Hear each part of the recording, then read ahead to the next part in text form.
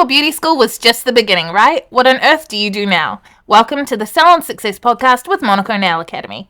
Our topics stretch beyond nails and into all things salon related, business, marketing, and social media, and at the very least hits you with real, honest stories about our experiences. This isn't school, this is real life, real business, and really freaking hard work.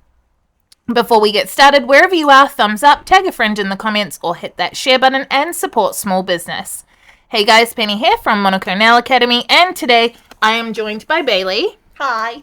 And by Becca. Hello. And we have Mel back with us. Hi. And for the second of our special live recorded episodes, we are also here with 40 other nail techs. Say hi, guys. Hi. We're at Monaco Summit 2024, and today we are talking about gamification. Before we get started, do we have some affiliate codes to share? As always, my very complicated code of Bailey. And mine is Becca. Just to be different, mine is Jungle Nails. These guys get a kickback from enrollments that you do using their codes, but you also get 10% off your courses, and that's how we support the production of the podcast.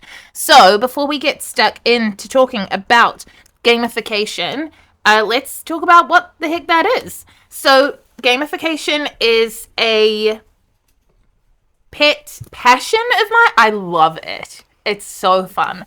And before Summit, we surveyed all of the attendees to see what they wanted to talk about in these sessions this afternoon. And Pat said, consistency for me. And such, I created an entire episode about something I wanted to talk about. So gamification is the act of taking boring everyday things and turning them into games where you have achievements, or you might call it levels, you might call it like, I don't know, you can frame it any way you want. Bailey probably has a better way of framing it than I do. But an example is in a game, in like a video game where you hit a level, and because you hit that one, you want to hit the next one, and because you hit that, you want to hit the one after that. We can apply that to real life as well, and you can apply it to your real life, housework, stuff like that. People apply it very commonly to weight loss. So like when I hit 10 kgs lost, I get this prize. Like I will buy a new dress, I will go shopping for this, I will go on a holiday. Like people gamify things already. But when we apply it to things like social media, it's just a way of basically piquing our interest in making things easier when we don't really want to do the thing. So an example of it in the Monaco world is the Foundation Certificate in Nail Technology, which is comprised of 12 separate modules that you can enroll in individually. Rewind for the affiliate codes that get you 10% off. But what we do with the Foundation Certificate is the actual physical certificate has space for 12 stickers, and as you achieve each module, as you complete each module, you get a sticker for your certificate. Obviously, the idea is to get all 12. And then if you get an exam score of 95% or higher in a specific module, you get a fancy sticker. Again, another example of gamification. So we can gamify our social media and our marketing in order to do things like achieve consistency, which is what Pat's after, or to actually just make it fun if we're not really social media people, or if we're not in the mood this week. My brain is hung up on when you said about the stickers, and my brain went, gotta catch 'em all. Come on. Gamify, collecting them all. Literally, though. That is what it is. Just spiraling around in my head from the second you said you gotta collect all the stickers. You're welcome. So sorry. You're welcome. Do you have anything else to add? Bailey's no good right now. My brain now needs to recollect to where we're at. Okay. Becca, can you think of any examples of gamification in the way that you run your salon or your social media?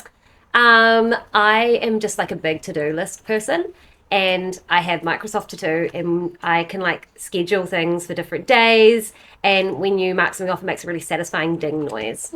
Also, if you share that list with your partner, it dings on your computer and on his in the next room. I'm So going to good. have to check that out. I don't know how well Yeah, my you- ADHD wife will cope with that.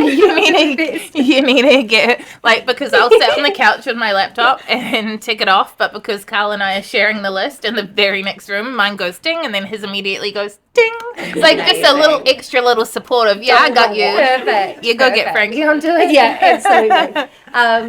So that's my, I guess, way that I sort of gamify it, because I'll do it for like literally like change the bed, do the washing, all that stuff, as well as all my salon and business stuff. So I'm a just big makes fan my of brain adding really happy. something I already did, Yes. so that I can And immediately you tick can it add off. like subtasks, so when you half start it, you can get a tick as well. It's great. Mel, do you have any examples of gamification in the way that you're running your salon? I don't do it in my salon, but I definitely got dragged into the gamification of Monaco. People laugh, You're people welcome. laugh.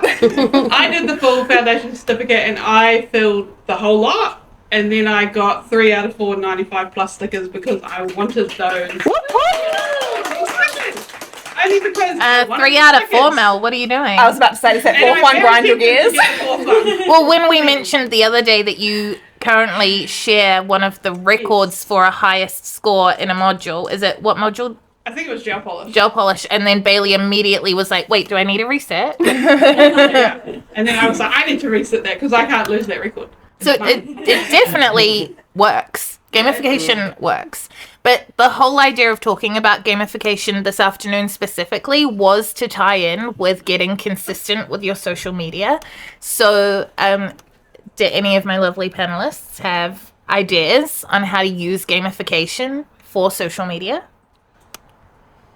I know Meta has like a thing. I haven't explored it fully, but where you can actually make like a social media plan that like then you can tick off and complete. So something like that would be good, assuming it works on that particular day, because everyone knows. Yep, It's just definitely. randomly not work. But yeah, if you kind of set yourself a goal of posting 3 times a week or sharing a story every day or whatever, and then you tick those off, then that satisfaction of seeing that complete plan would scratch my brain probably. Definitely. Oh, I have an idea. Pat has an idea, guys. Yay. Okay, so I think this inspired me. So I think. Do you want to come and tell the mic your idea? Because I feel like I'm not going to be able to repeat it. Fair. I think I'm loud enough for my voice to carry. Cool. So my idea is that I think it would be really fun to play a game where how many pieces of content can I make from this one set? Like you can turn it into a story, multiple different kinds of stories, especially if you take multiple videos of the same set and you take different angles of your photos. So that could be heaps of stories. Or it could be a post that you do like now, just nails. But it could also be a post you do in future that's related to a topic, like the last special episode where we talked about the color run. Or it could be you make a little reel and it has the little that set. Or you include it in another reel which has a collage or something. So there could be heaps of things that you could do from like one set. So I am going to try that because I also like to make things in advance. And I also just want to add, Canva lets you make a bunch of content at once.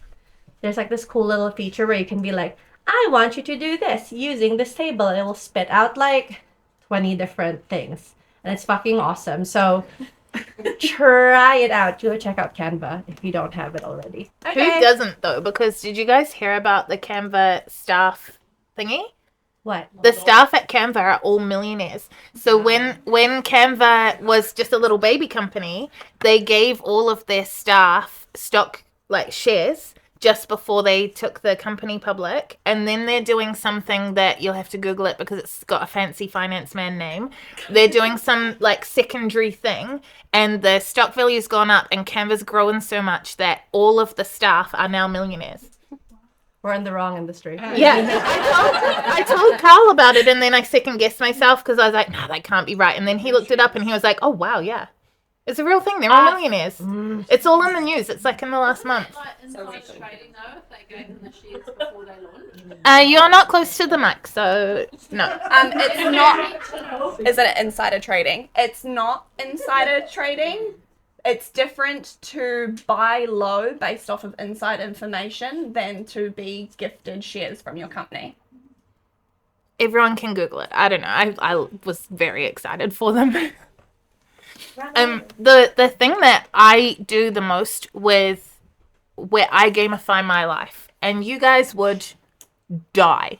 I will show you later, like those in attendance in person, I will show you later when we look at everybody's social media later this evening.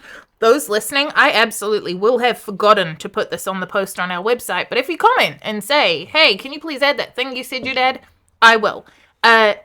If you saw my editorial calendar, immediate pass outs, like no one would survive. So bearing in mind that I have the socials for Carl's IT business, my salon, and then Monaco, and Monaco has Facebook, Instagram, 2 Facebook groups, TikTok, YouTube, and a podcast, probably something and then the website, which gets updated daily.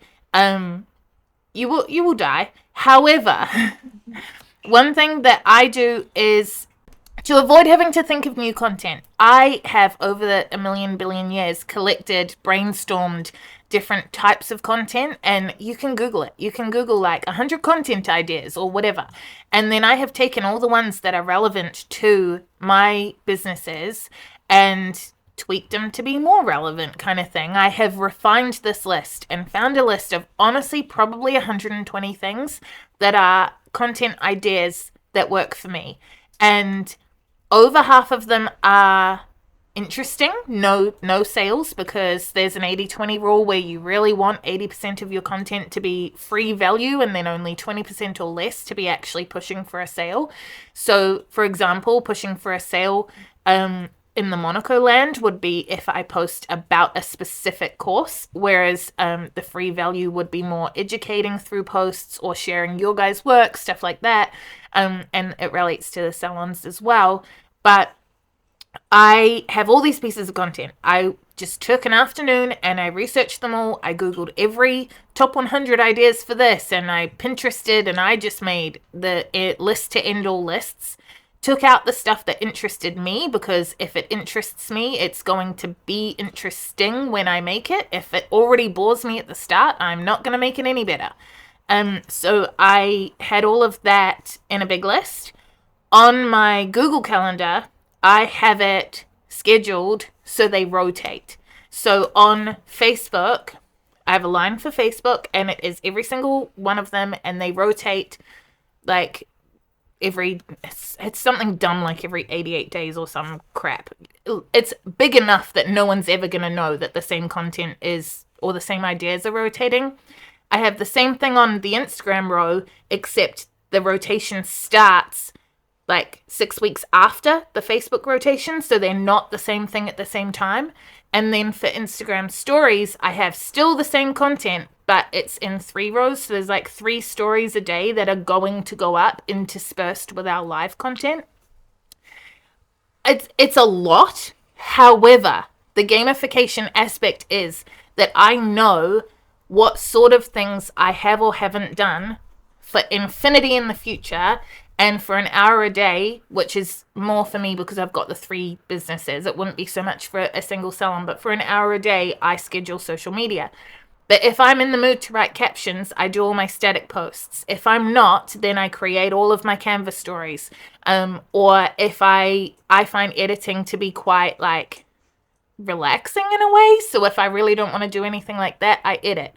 But I have this calendar, and as I schedule each thing or post each thing, I turn it the dark gray option so I can see the whole calendar turning gray as I achieve it. So if I can get a whole day gray or a whole row gray or just anything, any goal that I set myself at the start of that hour is just, okay, well, I don't want to do a whole day's worth, but what I do feel like doing is making stuff in Canva. So I'll just make all these stories today. And I batch stuff as well. So if I am making an FAQ, I will make 10 of them and save them in a folder of FAQs so that then actually I get instant gratification from my gamification because when I get to that step next, I can schedule all 10 of the FAQs wherever they landed in that whole calendar. And it's a lot, and it's definitely just how my brain works, but the time and effort that was put into creating the calendar, now I don't do anything. Like, if I find that a piece of content, like an idea, hasn't been working lately, I change it to say empty space. So I leave the little thing in rotation, change it to say empty space, and the next time I get a new idea or see something cool that someone else is doing, I just find an empty space and edit it to be that new idea. So I'm not ever putting in that level of work again that I did to build it in the first place, but it does sort of ebb and flow and evolve, and it does change with what the algorithm wants to do and all that kind of stuff. But I get immense satisfaction from turning everything grey. But it's big enough that I can do what interests me each day, not forcing myself to do the thing I have to do kind of thing. So I feel like you and Becca are quite similar then in that respect. You want to turn everything grey, you want to tick all of your boxes. Yeah. But then even from with our mentor group chats that we have with different stuff that's on all of our to-do lists, like Pat is definitely motivated by competition. Oh, yes. And so, like, even if it's against herself. Yeah. You have. And so I think part of gamification is figuring out what that is for you. Are you a tick the box, cross off the list? Are you a setting a competition? I'm a rewards girly. So for me, it's like, okay, cool, if I do this to this degree, then I'm going to get, maybe it's a new gel polish color or whatever, but like that's, for me, is how I gamify. Whereas, like, you guys are list tickers and crosses. The tick is enough of a prize for me. Yeah. I need more. The completionist game style, right? Yeah, Just want to exactly. catch them all, right? But it's going to be different for each individual what that is. So it's figuring out what that is for you and then working out how you can incorporate that into gamification to make it something that's going to motivate you, make you more consistent. If you're competitive, compete with one of your nail tech friends. Like, side tangenty thing, but like Carl's kids are 10 and 13, and the easiest way to get them to do something they don't want to do is to bet them they can't do it faster than their sibling. I'd still fall for that shit as an adult. Pat does. I will genuinely, if I've given her a task and it hasn't been done, I'll be like, hey Pat, if you finish this thing within the next hour, I'll send you a present. Don't have to tell her what the present is. She doesn't care. She just wants to do the thing. Within the hour. Within now the there's hour. a deadline, it's a competition. Yeah, absolutely. So deadlines definitely gamify as well. Any other examples or questions? Example is kind of similar to yours. I like to do, say there's something I really want to upskill in or learn on. Maybe there's a new art inspiration that I've seen that I want to try and do on a nail, but it's going to take me like bloody ages. Then I'm going to make sure that I have something to reward myself with. So, for example, I've entered the competitions for this year at the New Zealand Nail Competition, and I really wanted to offer a new deluxe service, but I knew that there was going to be quite a big cost up front. And I was like, okay, if I can get these nails done on time, then I'll reward myself with something like this. And it gives you a goal to work towards, and then you visually see something getting done too. Yep. Still kind of like the ticks, right, on the list. You visually see it, but then you're earning something out of it as well, which is really cool. I think, like, goal setting is a big part of gamification. Like, what Bailey's touching on, me and Becca, the goal could be finish the list. However, like, I've told this story before. I think it's a good story. But I had this friend who years and years ago, there was a group of us hanging out, but it was like we were flatting. It was casual. It wasn't like I'd invited them over for dinner. We're all sitting around, and I was on my phone and I was on Instagram, and he made a comment going, "You're still working. Like, why? Just put your phone down." And I was like, this is fun to me, because while you guys are sitting on dumb games on your phone and then paying to play them with micro purchases and stuff like that, I am playing a game, but this one pays me, because I'll just set a target and go, well, you know what? I have not noticed our followers go up in a while. I'm going to get me some. And if you set your mind to, I'm going to get 10 new followers today, you can. It is so easy. Is it easy to do all day, every day? No. But if you really actually go, I'm going to get like 10 followers today, or I'm going to create 10 posts or whatever, you just put a post up and then you go and you spend a while going through all of your accounts that you follow, go into the first 3 posts that they've done most recently and comment on all of them. You comment on 3 posts of one person, they are going to click your profile, and the chances that then they're going to follow you. Or you go through and you just start sharing it to different people, or you go on people's, like, into the hashtag, and on related posts you go, hey, I just posted something similar to this. Like, whatever you want to do, whatever your tactic is, if you decide that by the end of today you are going to have 10 more followers, it is so possible. And so then when this friend was saying like, but you're just playing games, or no, when he was saying like, you're just working, and I'm like, but you're just playing games. Like, you're just trying to stack these 3 red blocks, or you're trying to, whatever the game is at, I don't know these things, but you're just trying to play a game, and half the time you have to put through a Google Play purchase to get to the next level anyway. If I set the level in my head, I'm playing a game too. I can just say, well, I want to have 1,000 followers, so I'm going to do what I have to do to get 1,000 followers. Or I want to get 10 comments on a post, so I'm going to focus that the next post I'm focusing on trying to get 10 comments. Will it happen on the very next post? Possibly not. But then you look at it and you go, okay, why didn't that work? And because that's where your primary focus is at that time, then on the next one you go, okay, well, would I have engaged with it? Probably not. Like, or would I have scrolled past, or would I have stopped, or what would have caught my attention? Or did I ask a question? Did I ask the right question? Like, it's very possible to then focus on a specific goal and work until you achieve it. And if you go, yeah, but I don't know how to achieve it, Google is your friend. Like, first of all, you should do Salon Success, which is a wonderful course by Monaco Nail Academy, which you can get to, I think off the top of my head, it's www.monaco.ac.nz/course/marketing. But there's heaps in there on ideas and engagement, like everything is in there. But if you aren't in that course yet and you want instant answers, Google it. It won't be as good. But Google it and go how to get more engagement, and just pick the first thing on the list that you haven't tried and try it. Like, doing all that stuff is still gamification. Leonie. So I have questions talking about the salon success module, which I haven't done myself yet, but I know there was a key line in there about, you know, like the vanity metric and that sort of thing. So when you're talking about the social media stuff, when we're talking about content here, you're talking about getting people to engage, which then would become a lead and hopefully become a client, and that's how you're making some money off them. But at what point are you actually chasing the content to create income on its own? So Leonie's comment, question, concern was, at what point are you chasing like your content creation and your goal is focusing on that purely for income on its own as opposed to clients? Is that right? Like, yeah. Being an influencer? Yeah. Like making money off your post content. I think the point is when that becomes your goal.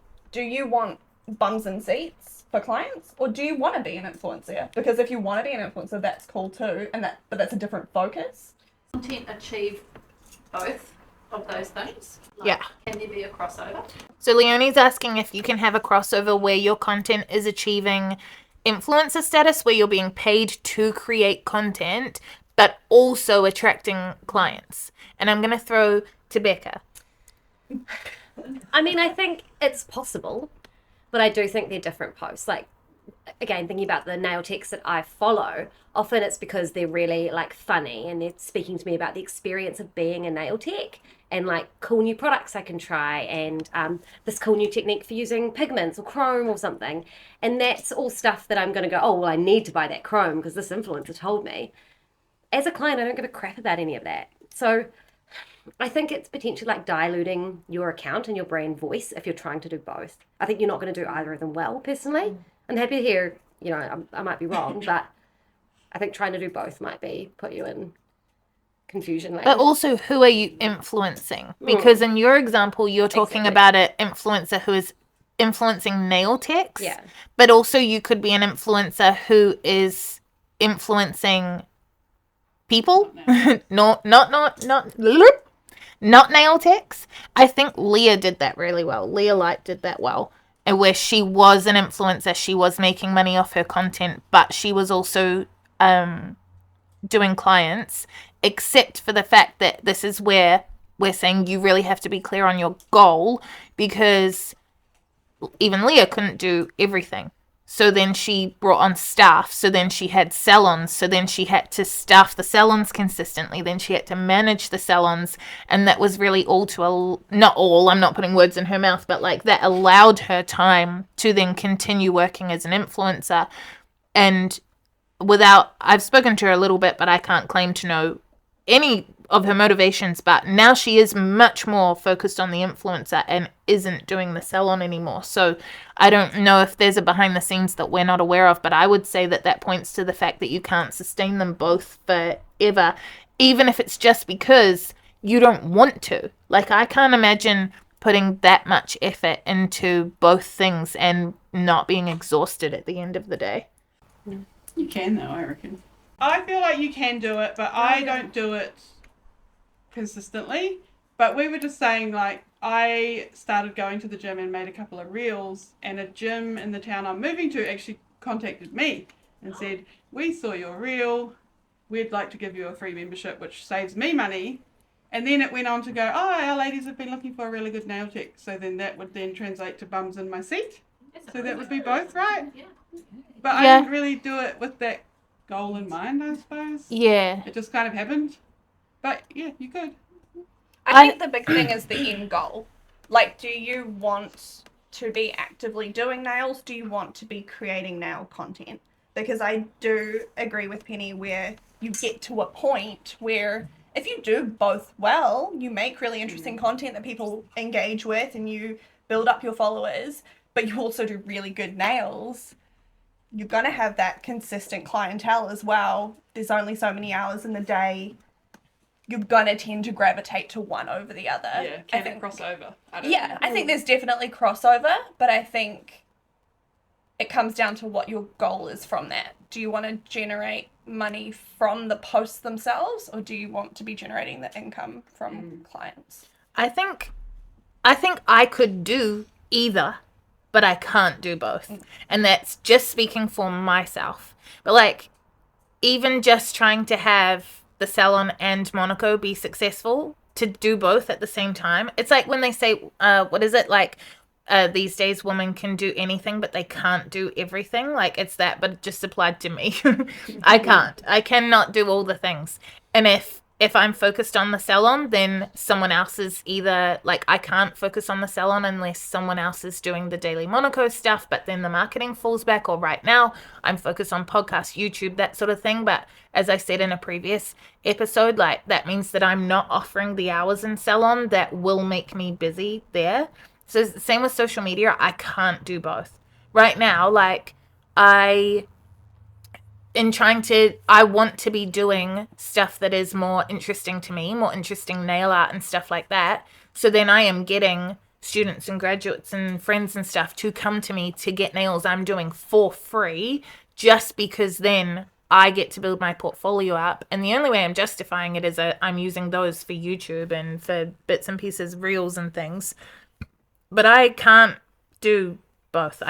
Me personally, I can't have all the exact content I want for Monaco and all the exact content I want for Hard Lacquer, and I can only imagine it would be the same if it was me trying to be an influencer.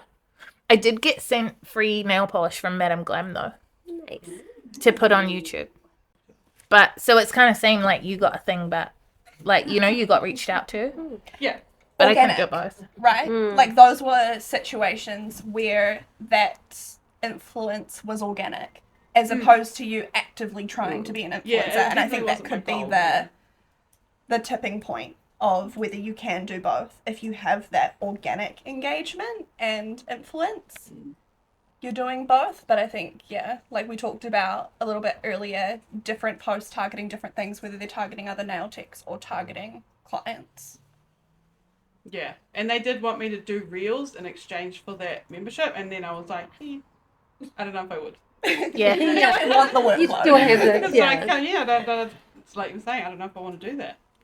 Well, it's like you see, I don't know if everyone sees it or if it's just my algorithm, because I listen to a lot of marketing podcasts. I watch a lot of like behind the scenes kind of stuff. But people in my algorithm are always saying, like, people think that, like, for example, having a YouTube channel is filming the video and putting it online. But it's so much work, and the people who are really big successful YouTubers, it is their more than full-time job, because they are promoting themselves and building themselves as a brand. And the only thing I can relate it to is I know that, like, for example, a podcast episode takes me a full 8-hour day between recording, editing, then turning it into reels that will promote it, then scheduling those, plus all the graphics, like all that stuff takes a full 8-hour day for one episode. Same thing for our YouTube channel.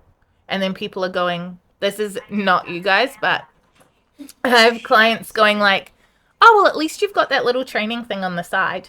And I'm like, uh-huh.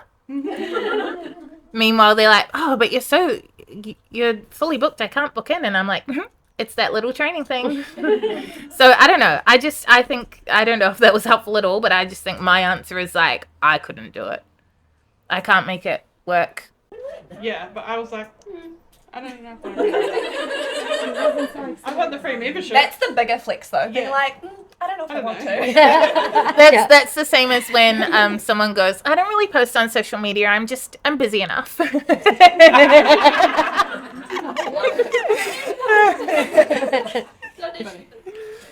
Talking about posting and stuff, so and the various aspects of that, when you are fully booked, when you've got enough clients, do you stop posting? No. So you raise your prices. And get rid of them. I must say, when I go through one of those stages where I'm just like ghosting my socials because I can't be bothered, I think my clients like, oh, I didn't see my nails on your Instagram, and they think they're not good or something. They get their feelings They hurt do. about They get that. their feelings. So I'm like, crap, better get posting. So No, you don't stop posting. You just raise your prices, because if you are fully booked, even if you lose some clients from raising your prices, generally you still have the same, if not a greater income, and you've opened up your book for people who are in that affordability range. Mm-hmm. Because generally, if you are fully booked, you can't fit anyone else in, and you're still getting inquiries, you're too cheap. Yeah, because, and you can have a waiting list, and then if you put your prices up and clients drop off, like if you put your prices up 20%, you can lose 20% of your clients, be making the exact same amount of money, but be working 20% less hours. And then you can fill it with your waiting list. So you definitely don't stop posting. And the other thing as well is you have got to fully booked by having a value. You have to hold that value. If you lose that value, people stop coming because someone else has that value now. Keep that connection going that you've made. And even if you don't necessarily have a wait list yet, but you are fully booked, and say that 20% increase, 20% loss of clients, even if it's no longer working 20% less hours, that's a giant chunk of time every week that you can be focusing on. How do you want to market yourself? What is that ideal client for you? And you've now got that time where you can solely focus on that and better marketing yourself, better focusing on that, getting better engagement and increasing that reach for new people who maybe haven't found you yet. And just before we wrap up, I just want to remind you to head to www.monaco.ac.nz to see our full courses. But if you want some quick tips, Becca, what's one thing that you would implement to gamify your business from here? Well, I'm trying to be more consistent in my social media, so I'm going to use your tip, Penny, of putting like things in my Google Calendar and then graying them out because I think that would make me really happy. It's so fun. Seeing a tide of grey going across my calendar Good. would be great. Also, if you really want to get into it, then you go back like once a week and look at last week's posts and then red and green whether they did good or not and watch for patterns. So fun. Bailey, what's one thing you'll implement going forward? I really like the idea around, because I'm a rewards person, but having the reward also be something that benefits my salon. I think that was a really great point to make earlier where, yeah, it does, you can get a reward, but it's also something that's going to further grow and develop your business at the same time. And with that done and dusted, before you disappear, like our page or follow the podcast so that you don't miss the next episode. We'll be back next week with a normal episode, but until then, check us out on Facebook, Instagram, and YouTube by searching Monaco Nail Academy, or follow our salons. Mel?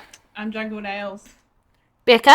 Nails by Becca NZ. Bailey? Bailey Janet Nails. And mine is Hard Lacquer NZ. Have a great week, and we'll see you next time. Bye! I'm leaving that in, Nutty. I'm tagging you.